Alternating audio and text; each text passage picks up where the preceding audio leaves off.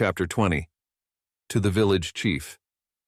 Arriving at the laboratory, I immediately headed out towards the village. When I visited the village chief's house, there was no one there. Huh? Not home? Maybe he's at the field? I've got a feeling that's where he is, meow. Well, I'm not entirely unconvinced myself. We left the village chief's house and made our way to the field we visited yesterday. There, in the field, were the village chief, Monica, and Cody, all peering down at a section of the field. To be honest, it looks like they didn't move since yesterday. What seems to be the matter? I began to speak, but stopped midway. That's because at the feet of the three, there were leaves that almost seemed to rustle with the onomatopoeic sound, rustle. It looks like they're almost ready to eat. Indeed, meow. We joined the trio and gazed down at the daikon leaves. Good morning. This is quite impressive, isn't it? The village chief greeted us with a wry smile. Yamada-san, take a look over there. Cody pointed to the spot where I had planted the last of the daikon seeds yesterday. Nothing was growing there. Well, that's to be expected. So it was the fertilizer after all, right? I believe so. Everyone nodded in agreement.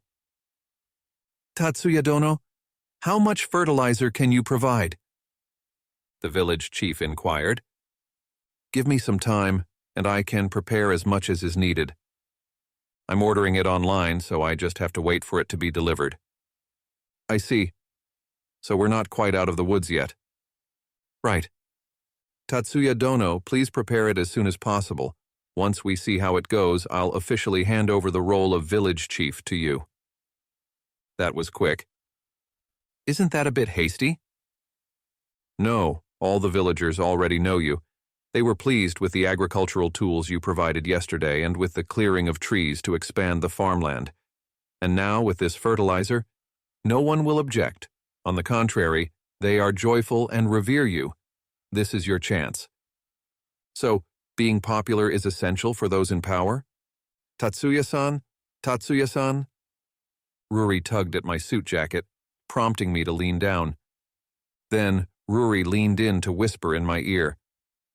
Now is truly the time.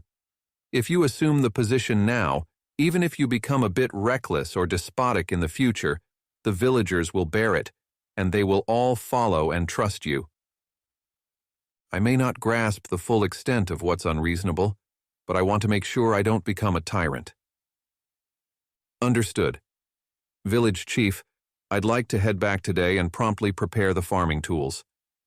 Please do, and of course, I will continue to offer my assistance, even with a new village chief in place. That's essential. It would be a problem if we were to lose the village chief. Excuse me, Monica-san. Could I take a little bit of your time? After bowing to the village chief, I turned to Monica. Me? What is it? There are several questions I wish to raise about the succession of the village leader and the role of the auditor. Just as Miriam mentioned earlier, I need to have a talk with her. Ah, I understand. That's fine. Could you come over to my place? To Yamada-san's house? Oh, that might have been inappropriate. Was it wrong to invite a young lady to my home? Tatsuya-san, not everyone can simply that house, you know? Ruri comes pulling at the suit again. What do you mean, can't enter?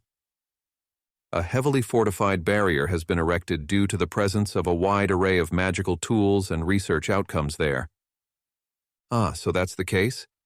I usually live in that house, and without stringent security measures, it could be dangerous.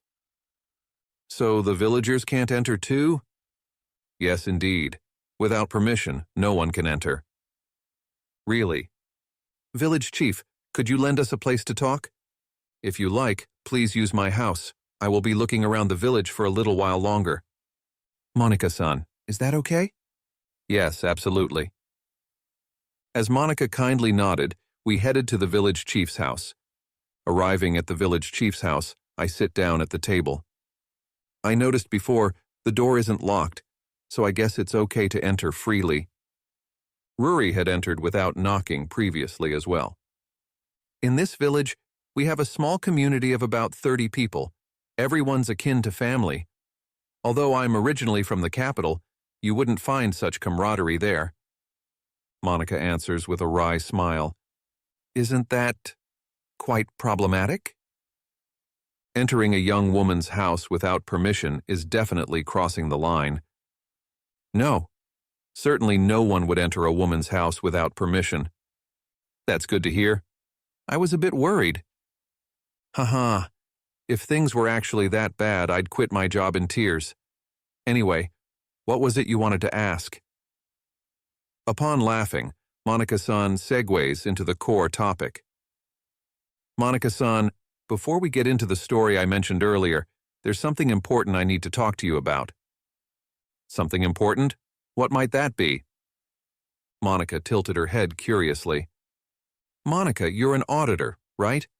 How long will you be serving in that capacity? How long? Until this village is dissolved, or until we can see some sort of stable state for the village. Judging by how things are going, it might be quite soon. And after that, will another auditor take your place? No, I don't think so.